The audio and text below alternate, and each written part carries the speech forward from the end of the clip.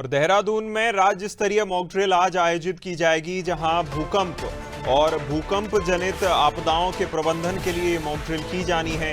13 जिलों में 80 से ज्यादा स्थानों पर मॉक ड्रिल की जाएगी, जहां USDAM पहली बार 13 जिलों में एक साथ मॉक ड्रिल करवा रहा है। मॉक ड्रिल की निगरानी राज्य स्तरीय आपातकालीन परिचालन केंद्र से होगी, जहां मुख्य सचिव आनंद वर्धन मॉक ड्रिल की समीक्षा भी करेंगे।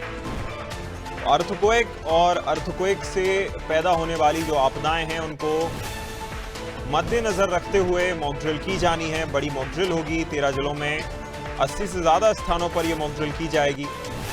तमाम तैयारियां की गई हैं। ज्यादा जानकारी के साथ सोनू सिंह हमारे साथ लगातार बने हुए हैं।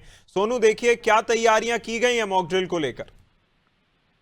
देखिए, ये समय पहले से ही निर्धारित है, तो ऐसे में जो USDAM में है, इसने पहले से ही तैयारियों को करना शुरू कर दिया था और तैयारियां एक रोज पहले तक पूरी कर ली गई हैं। इस बात को परखा जाएगा विनय कि जो खास तौर से उत्तराखंड आपदा प्रबंधन न्यूनीकरण का जो एक व्यवस्था तंत्र है, जो प्रबंधन तंत्र है, वो कितना मजबूत है।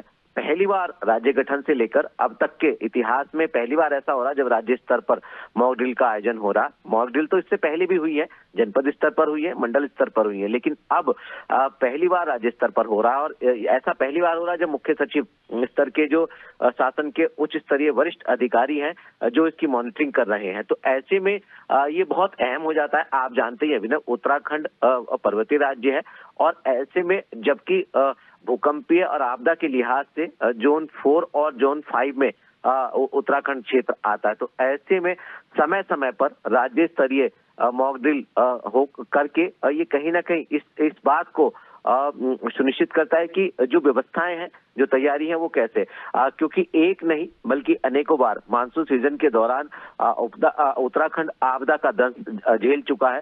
साल 2013 की आपदा हो, साल 2010 की आपदा हो, या पिछले साल और इस साल के मानसून सीजन के दौरान धराली और थराली की आपदा हो।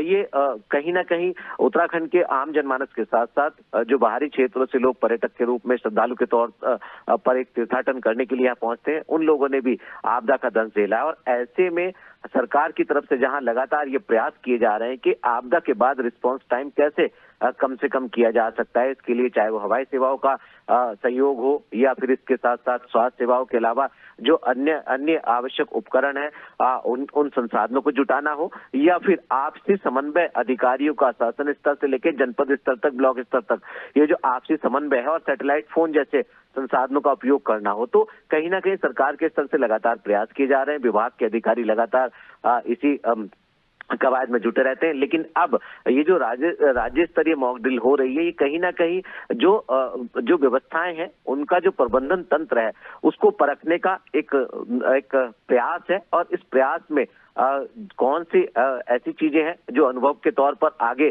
जिनमें सुधार करने की आवश्यकता होगी, कौन से ऐसे पहलू हैं जिनमें 100% जो अधिकारी, संबंधित विभाग के अधिकारी हैं, आपदा प्रबंधन विभाग के अधिकारी हैं, उनको सफलता मिली है, इसको परखा जाएगा और इसके बाद एक प्रारूप तैयार किया जाएगा कि आखिर कहां बदलाव करने की रणनीति में शासन को, विभाग के अधिकारियों को जरूरत है।